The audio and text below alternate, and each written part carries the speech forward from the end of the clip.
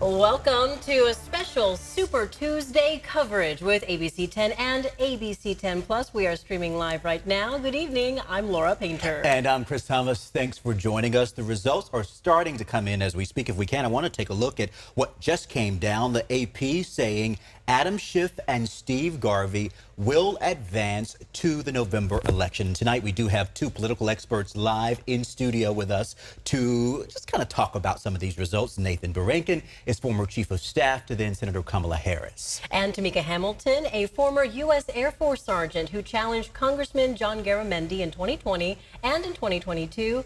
Welcome both. Thanks for joining us again. So the last time we spoke, we were just starting to get some results in, and now we're starting to see even more so some initial thoughts on the U.S. Senate race. Tamika.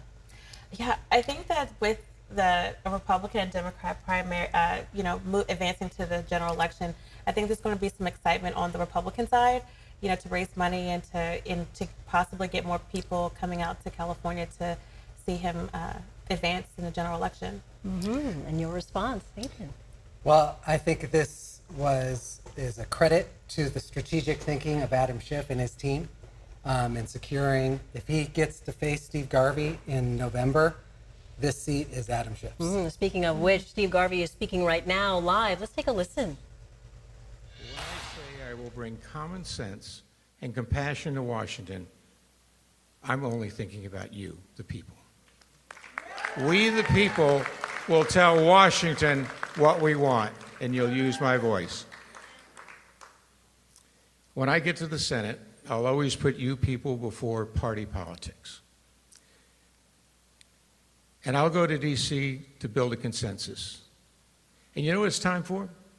It's time for political courage. And that political courage is to stand up for your life, your quality of life, for your families, for your children, for grandparents. And when I get back to Washington, that first day, we'll start going to all 99 senators, reaching out my hand, and asking them to work with me for the best interest of the people of these United States.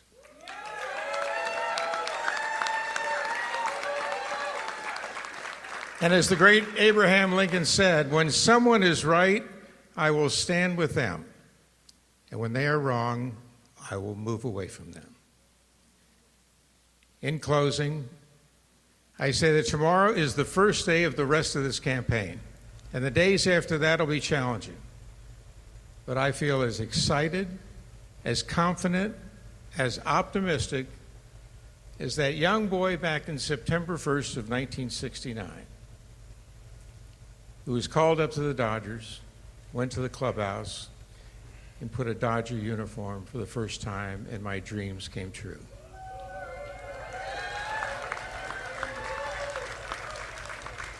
I stepped into the batter's box at the Cathedral of Baseball, and I looked around. And I looked up and I said, thank you, God. Hard work and dedication do make your dreams come true. They say in the general election that we're going to strike out.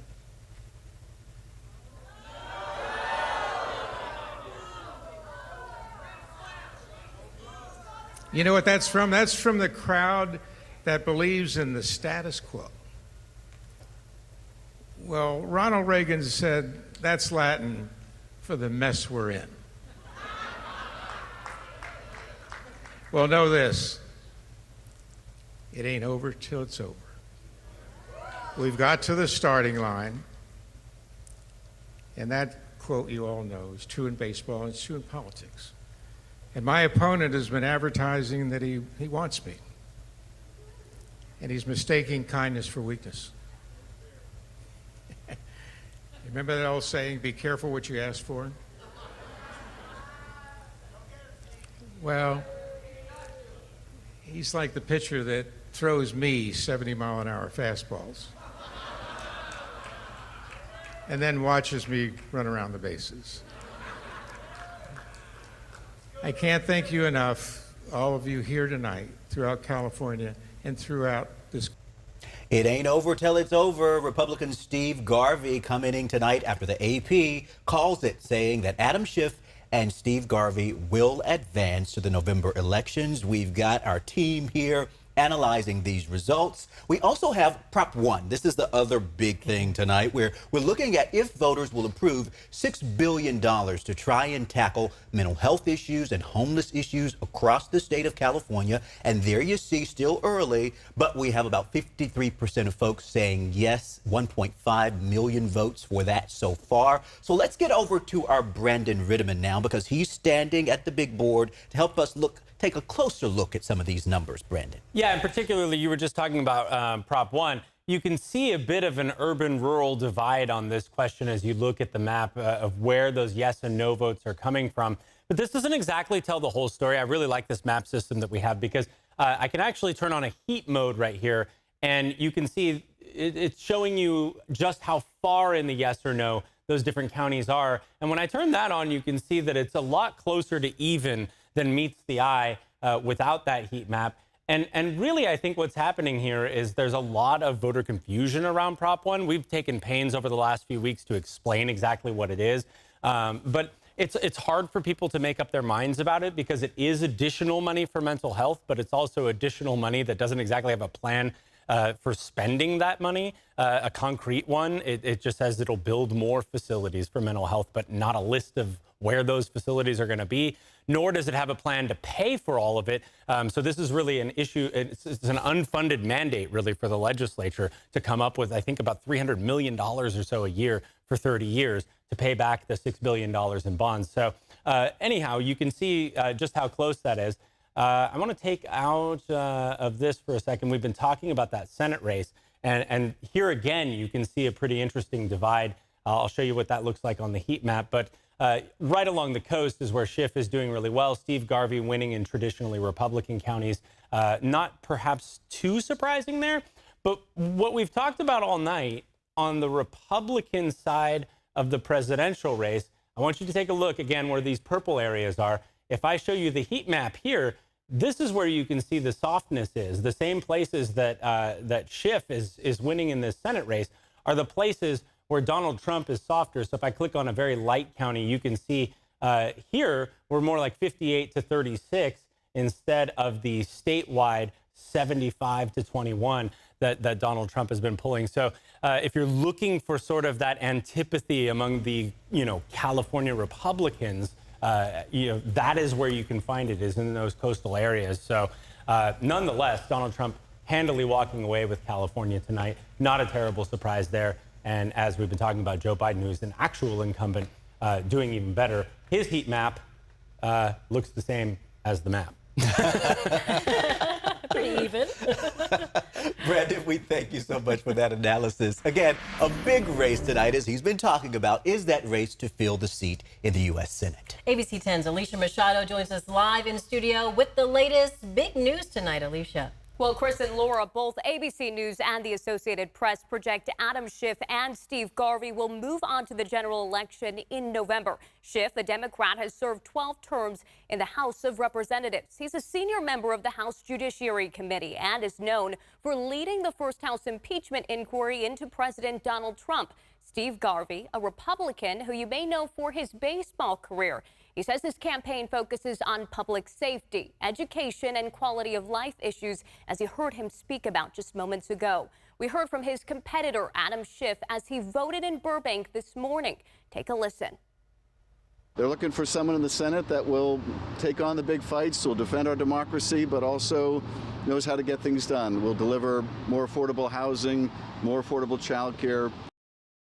Senate seat for California opened after the death of Democratic Senator Dianne Feinstein, who held the seat for the past 3 decades. Governor Gavin Newsom chose LaFonza Butler to fill the vacancy, but she is not seeking a full term.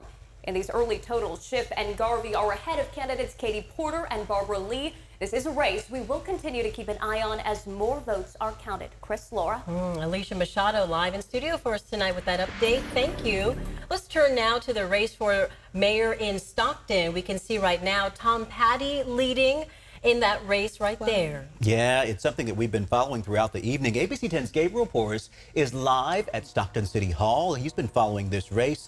What are you learning about this race tonight for us, Gabriel? That's right. Still a lot of votes left to be counted, but we have a better picture now of who has the best chance at taking the mayor's office in the building here behind me. We just talked with the frontrunner, Tom Patty. He's leading with 34% of the vote, with 13.9% of votes counted. His mood was optimistic, but not surprised. He says he is sure that he will come in first or second place tonight and head to that runoff election in November.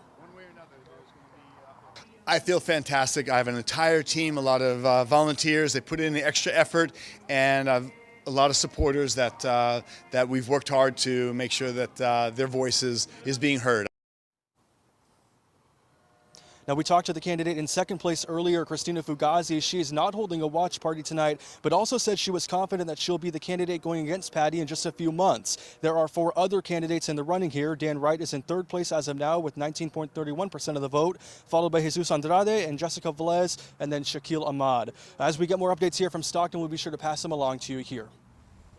Our Gabriel Poor is live for us tonight. Gabriel, we thank you, sir. You know, the other place that's voting for mayor is Sacramento. We got to talk about those numbers. There you see them on your screen. Richard Pan leading with 25%. Steve Hansen at 24%. And this is really a close race. Just look at everybody just kind of huddled there together on your screen.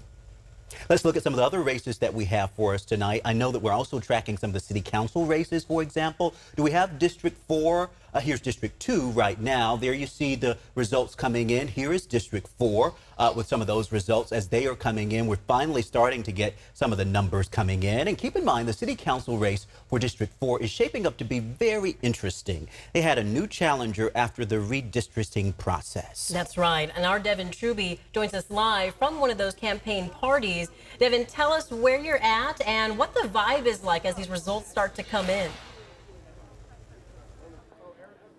Sure, Laura. We just left current city council member Katie Valenzuela's party a few minutes ago and have made our way down to challenger Phil Pluckybaum's party. And both candidates telling me they're feeling good about their races and confident they could get that seat. But take a listen to what Pluckybaum had to say a few minutes ago about claiming that early lead. That's a pretty large lead. We'd never expected to see a lead that big. We caught up with challenger Phil Pluckybaum at his campaign party and earlier today during one final round of canvassing. He wanted to run for city council, but it was the redistricting that put him up against Valenzuela. We asked him if he still feels the same as he did almost a year ago, that he's in this race because he wants a seat, not because he feels Valenzuela is doing a bad job. My hope is that we can run positive campaigns and give the voters 2 good choices. I think we did that. We were reasonably successful in making sure that the messaging, at least that came directly from our campaigns, was good and positive. However, current city council member Valenzuela feels differently. The people supporting my opponent really went out of their way to spend a lot of money to mislead my district about my record, about what I've done with my time, about how we've worked. And so we had to spend a lot of time working hard to overcome all that corporate money. District 4 is comprised of parts of Midtown, downtown the WX corridor, and with the redistricting, now parts of East Sacramento, making homelessness a main issue. City Council member Katie Valenzuela feels the way to solve that issue is by having more safe state communities. The challenger, Phil Pluckybaum, wants to have a better partnership with public health. Chris, Laura. Yeah, and we also want to point out, Devin, that Valenzuela also remarked tonight that she is the only candidate to not take corporate money. So Devin Truby live in the field for us tonight with those updates. Thank you. We want to get to some more results right now. This is Sacramento City Council District 6. We are seeing Eric Guerra with 70% of the vote right now, just under 3,000 votes coming in for him right there. And in second with 15%, we can go back. I just missed that name. But let's go on to this race right now if we can. Yeah, this is Sacramento County Supervisor District 4 race. There you see on your screen some of the results. Remember, these are still early votes, folks, but this is giving you an idea of where things stand so far. We're also, of course, tracking the big Senate race, right? I mean, that is what a lot of folks have been talking about. This race, I'm told, even rivaled the presidential race when it comes to ad spending and things of that nature. So let's bring in our panelists again. When you first came in, Tamika, you said you would be surprised if the Republican ended up in the top 2. Yes. You still surprised? I'm still surprised. I'm still surprised, but because I just thought that Katie Porter would pull through, to be honest. She's an incredible fundraiser, and she has an incredible name ID. And so I just thought that she would pull through. But we see that the voters want something different. Okay. Okay, and then Nathan, here's the thing. As we look at this, you're pretty confident that you feel Democrats can take this in the general election. You heard, Garvey off the top saying it ain't over till it's over. What's your response? Well, I guess I have three things on this. Okay. One is yes, if it's Adam Schiff versus Steve Garvey in the November general election, Adam Schiff will be the next U.S. Senator. And that is because California, I guarantee you the presidential candidates are not going to campaign in California for November. So the top race that most voters are going to hear about is the Senate. And as I was watching Fox News earlier this week, I saw one of Adam Schiff's ads for Steve Garvey hyping up the fact that he had voted for Donald Trump the last 2 times. I think those key factors are going to doom Steve Garvey for purposes of a one-on-one matchup with Adam Schiff. And what do they have to do next? Well, I think the next thing is they're going to take a long pause. For Adam Schiff, he's going to have to recharge his campaign finances because he has spent. I did not catch this. Maybe you guys did. You hear Steve Garvey actually say thank you to Adam Schiff for all the help that he provided? Off the top there? Off the top, no. Maybe it was later in his remarks. Well, listen at you. Look at y'all. See, he's trying to be funny, right? But here's the deal. I understand Schiff is speaking. Let's take a listen to what he has to say.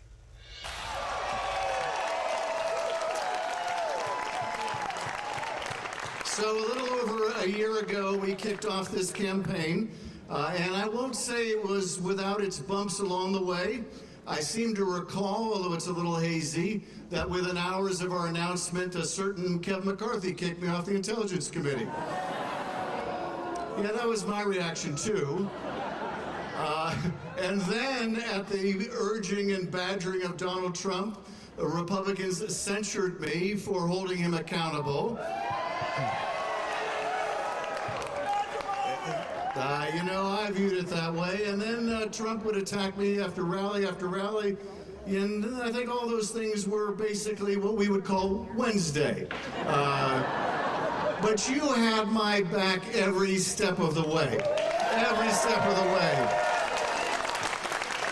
You helped us build the biggest grassroots campaign for Senate in California history, and I cannot thank you enough.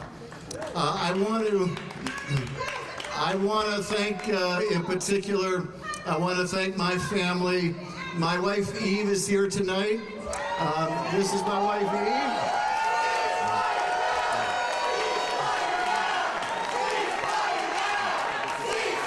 I want to thank.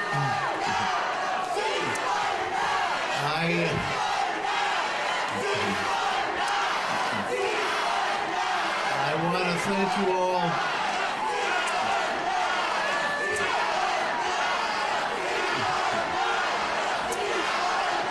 Thank you all so much.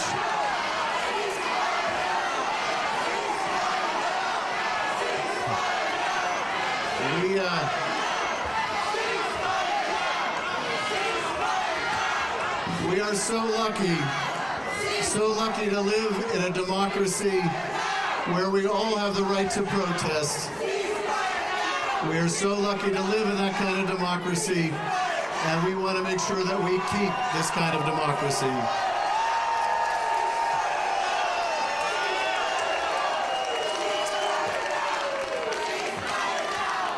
So you had a chance to meet my wonderful wife Eve.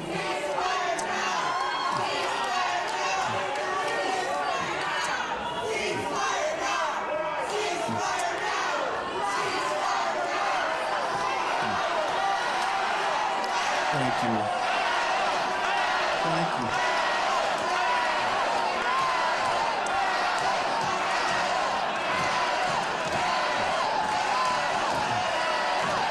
Well, here you see the protesters have interrupted his speech, Schiff's speech, saying ceasefire now, chanting ceasefire now, of course talking about the Israel-Hamas war. This has been a real flashpoint, especially for the Democratic Party.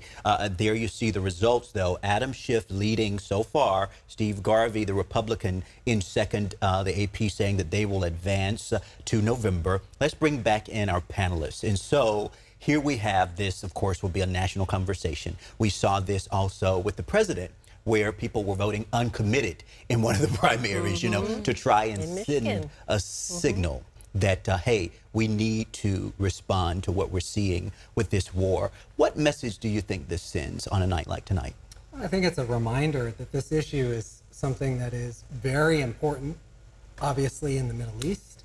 It's very important globally for our global political health, and it's really important here in the United States in the outcome of this election. And both candidates for President of the United States, and certainly any candidate for federal office, is going to have a good answer to this question.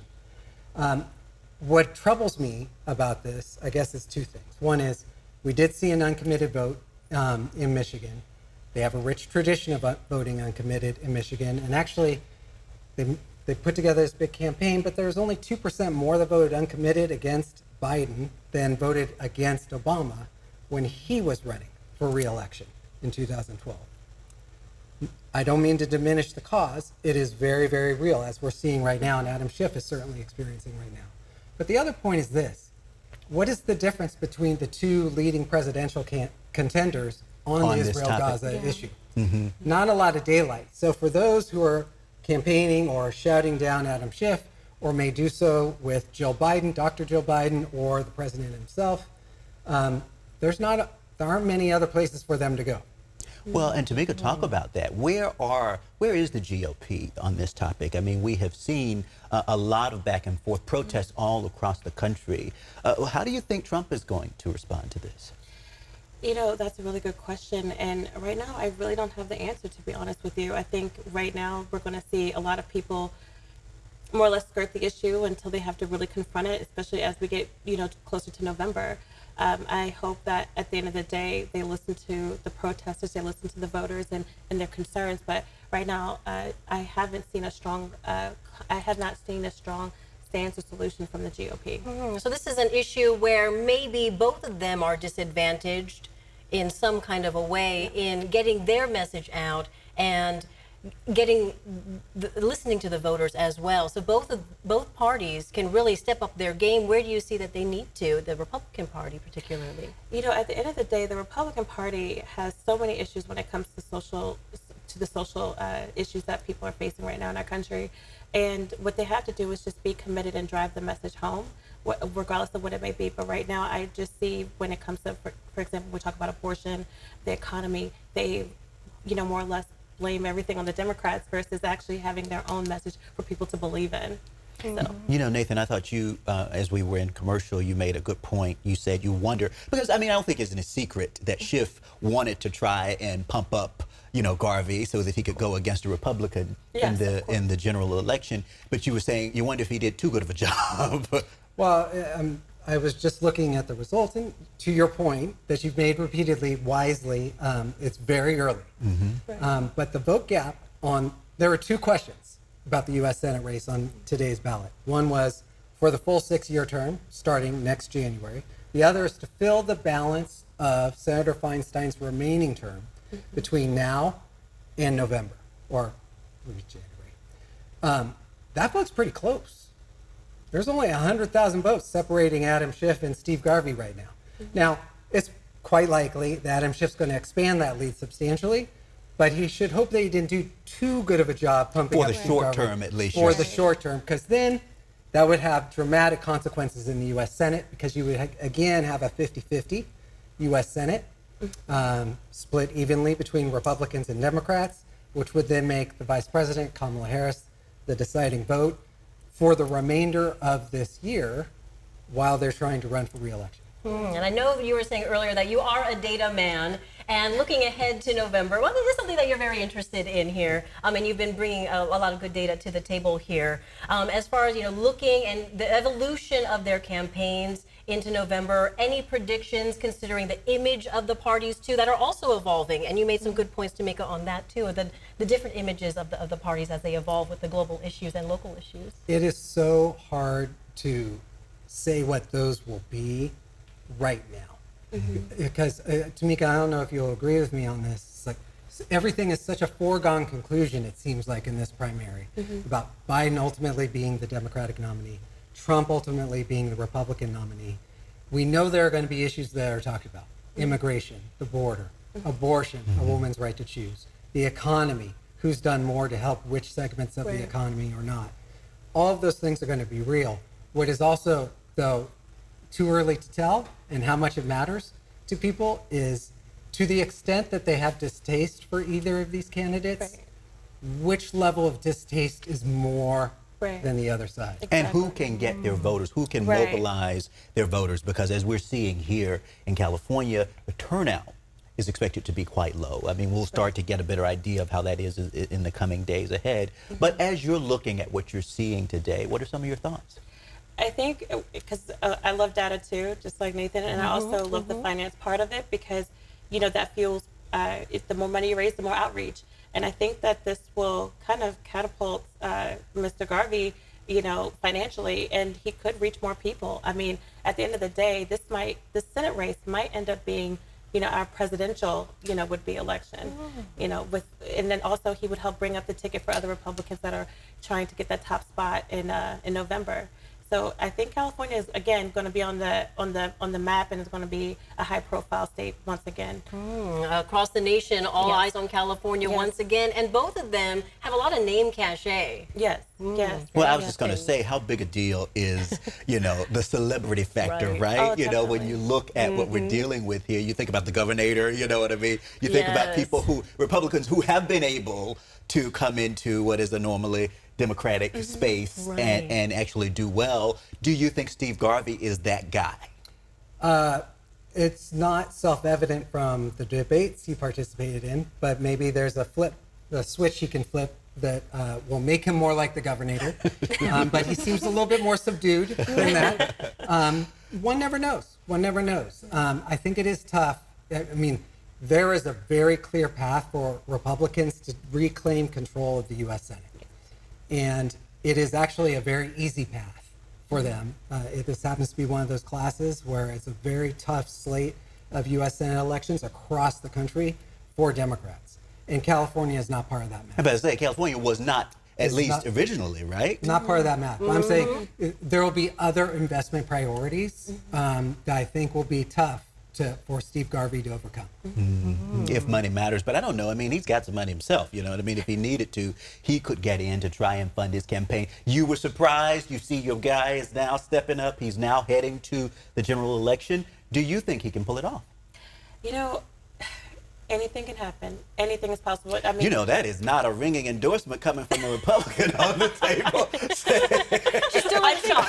I'm still in shock. But here's the thing. No one thought that California would decide the congressional races. I mean, holding Congress, holding the House. No one thought that. You know, so with John Duarte and Kevin Kiley, they called those races. I mean, they called, you know, Republican taking control of the House. And so at the end of the day, I think anything is possible. It's going to be a hard battle. We're going to have, you know, some break right now because obviously they ran a hard race up until this point.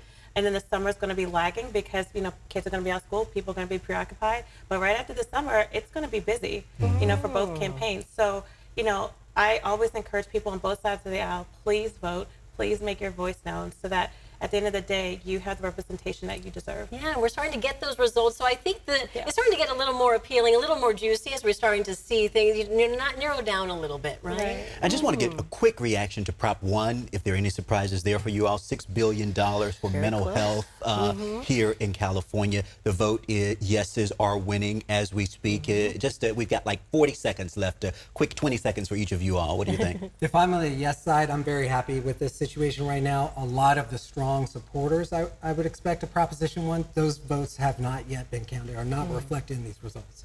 So I think there are because your big population centers like LA and San Francisco. Exactly, big population centers and people who are going to be inclined to support this measure.